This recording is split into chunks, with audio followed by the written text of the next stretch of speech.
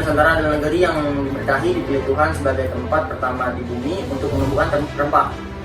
Tom Peirce dalam bukunya Summa Oriental Quae Tratado Marokso Ate Aos Chins, Itisar wilayah timur dari Laut Merah hingga negeri Cina, mengisahkan dalam pengalamannya selama berada di Nusantara pada awal abad ke-16. Ia menulis, para pedagang Melayu berkata bahwa Tuhan telah menciptakan timur untuk kayu cendana, Banda untuk pala, dan Maluku untuk cengkih. Barang dagangan ini tidak dapat ditemukan di tempat lain di dunia, kecuali di 3 tempat ini. Saya telah bertanya kepada banyak orang dengan sangat cermat dan sabar mengenai apakah atau tidak komoditas tersebut dapat ditemukan di tempat lain, dan semua orang menjawab tidak. Antara India dan Tiongkok pada abad kedua. Hal ini bermula karena para biarawan Tiongkok pergi belajar agama Buddha di Sufan Diva atau Sriwijaya dan di India. Muncullah kerajaan Hindu-Buddha antara abad ke-4 hingga abad ke-16 di berbagai wilayah Nusantara, berdiri ketika berbagai kerajaan yang beragama Hindu dan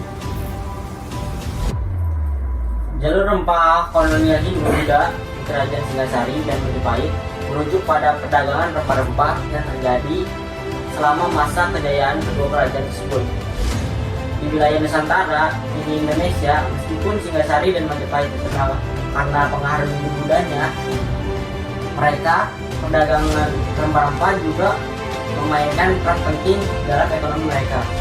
Pada masa Singasari 1222 sampai 1292 Masehi, kerajaan ini merupakan penerus kerajaan Kediri dan didirikan oleh Raja Kertanegara. Singasari menguasai wilayah Jawa Timur dan sebagian Jawa Tengah. Selama periode ini, jalur perdagangan rempah-rempah melintasi wilayah tersebut, terutama melibatkan rempah-rempah seperti cengkeh, dan pala.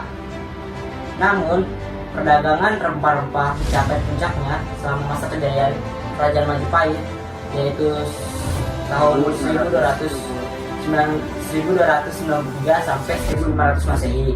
Majapahit yang didirikan oleh Raja Raden Wijaya adalah salah satu kerajaan Manu. Kerajaan ini menguasai sebagian besar wilayah Nusantara, termasuk Jawa, Bali, Sumatera, dan sebagian Kalimantan.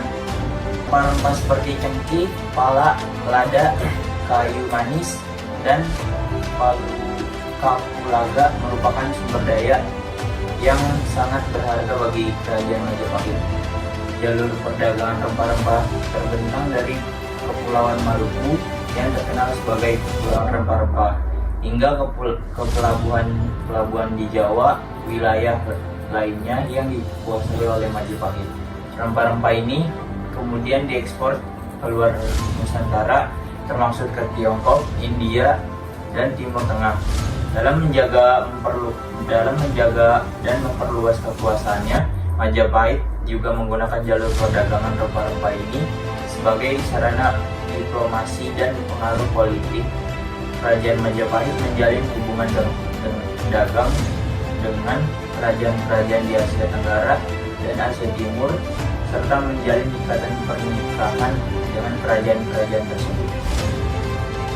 Perdagangan rempah-rempah di jalur ini menjadi faktor penting memperkaya ekonomi dan memperluas pengaruh Majapahit di wilayah tersebut.